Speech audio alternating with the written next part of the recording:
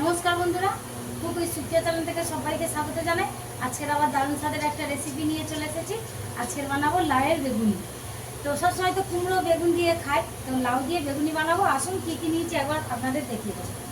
লাউয়ের বেগুনি বানাবো, তো এখানে সুন্দর করে লাউ কেটে নিয়েছি, কালো জিরে, লবণ, খাবার সোঁটা নিয়েছি, এখানে হলুদ গুঁড়ো, এখানে ঝাল লঙ্কার গুঁড়ো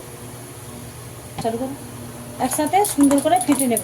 আগে আমার কড়ার তেলটা গরম হয়ে গেছে, লাউগুলো এপিটুপিট চুবিয়ে আমি দিয়ে দেবো। আমি একে একে বেগুনিগুলো ছেড়ে দেবো তেলটা শুনে। তো আমার বেগুনিগুলো লাল লাল করে ভেজে তুলে নিয়েছি, এই তুলে নেব। লাল লাল হয়ে গেছে। ওয়াও, এ তো হেভি টপ টপ করে ফুলেছে গো। গরম ভাত দিয়ে ডাল দিয়ে খেতে ভালো লাউ লাগে। দিয়ে বেগুনি, ও হ্যাঁ। যা তুলনা হয় না। তো রাতে তো গরম ওকে, ভাতে ওকে। বাস আর একটা দিয়ে দেবো। এটা ফাইন ফাইন।